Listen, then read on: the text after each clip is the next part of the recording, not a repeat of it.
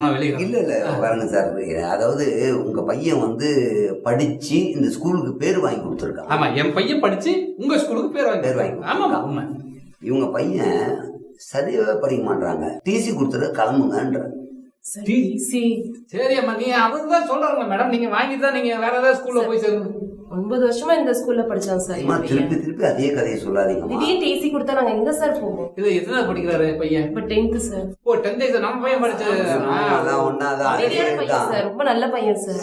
அம்மா திருப்பி நல்ல பையன் சொல்ல சார். நீங்க புரிஞ்சுங்க. இப்ப உங்க பையன் அருமையா படிக்கிறாரு. நான் எதனா குறை சொன்னா யாராவது குறை சொல்லுமா? சரி சார், டிசி கொடுத்துருங்க, வாங்கி போங்க. நீங்க போய் வேற ஸ்கூல்ல பக்கத்துல வீடு பக்கத்துல நான் என்ன சொல்றேன், டிசி கொடுத்துடலாம் சார். கொடுத்துருங்க. அவங்க பேலன்ஸ் 45,000 தரணும் சார். யாரு கட்டுறது?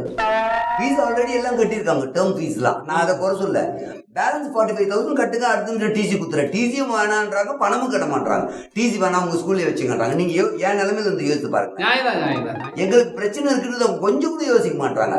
நான் ஓப்பனா சொல்றேன். நல்ல ஸ்கூல் உங்களுக்கு எது நல்ல ஸ்கூல்ல போய் சேர்த்துக்குங்க.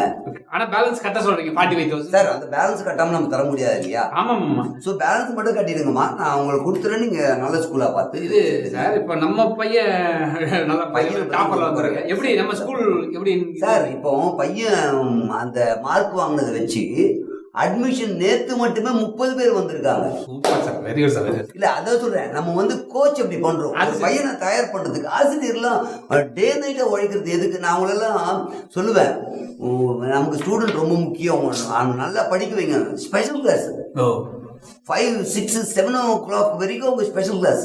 சரி விடுங்க சார், நீங்க தான் பண்றீங்க. நம்ம பையங்கிறதுலாம் எனக்கு தெரியும் சார், அதெல்லாம் தெரியும். சரி ரைட்டு சொல்லுங்க. சரி, நம்ம என்ன சொல்றது, நீங்க தான் சொல்லுங்க. 45,000 எதற்கு வாங்கினா சரி, எனக்கு எப்ப பணம் தரீங்க சார்? 5 லட்சம் ரூபாய் 5 lakhs எதுக்கு நான் தரணும்? என்ன சார் நீங்க புரியாம பேசுறீங்க?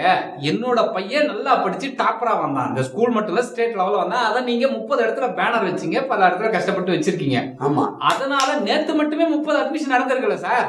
அப்ப ஒரு அட்மிஷன் நீங்க 2னா கூட நீங்க எவ்வளவு வச்சு பாருங்க, 60 லட்சம் வந்திருக்கு சார். நீங்க புரிஞ்சுக்கல. உங்க பையன் படிக்கிற அளவுக்கு எங்க டீச்சர்ஸ் கோச் பண்ணிருக்காங்க. இப்போ நீங்க சொல்ற மாதிரியே சொன்னா கூட என் பையனும் 10th, இவங்களோட பையனும் 10th. அப்ப ஏன் அவன் படிக்கல?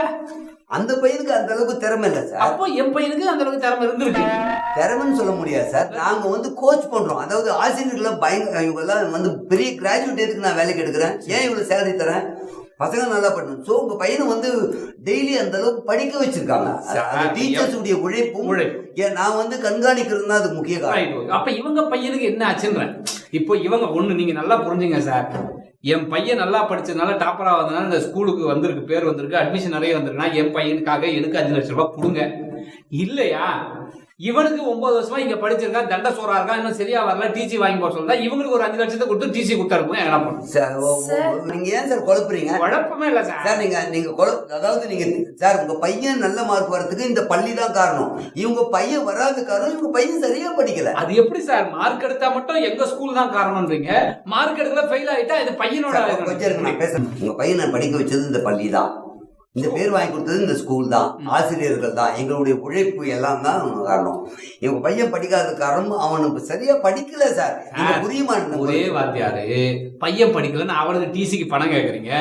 என் பையன் நல்லா படிச்சது உடனே ஸ்டேட் லெவல்ல போட்டு அங்கங்க என்ன கேட்காம என் பையனோட போட்டோவை எங்கேயும் நெட்ல எடுத்து எல்லா இடத்துலயும் போட்டு அதை வச்சு 30, நேத்து 30, இன்னைக்கு 20, நாளைக்கு 50, உங்களுக்கு அட்மிஷன் மட்டும் ஏத்திக்கிட்டே போறீங்க.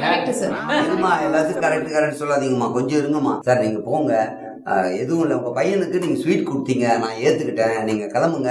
உங்க பையன் நல்லா படிக்கிறான் சார். எனக்கும் டிசி கொடுத்துருங்க சார். இல்லம்மா நீ இல்லம்மா நீங்க புரிஞ்சுங்க. அந்த டிசி எல்லாம் வேணாமா. இந்த ஸ்கூல்ல பையனை உருவாக்க வேண்டியது எங்க பொறுப்பு சார்.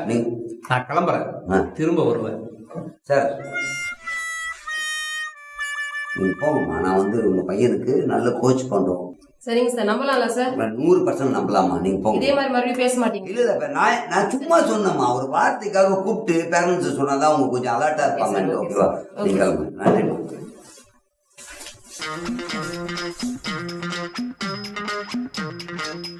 இப்படி 2 நல்லா படிச்சான்னு சொன்னா எனக்கு பணம் கொடு, அவன் படிக்காத வயதில் அவனுக்கு பணம் கொடுன்றாங்க.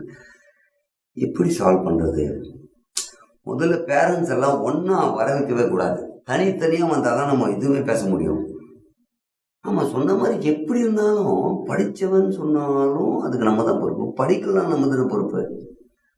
இனிமேல் ஏமாற்ற முடியாது போல இருக்க.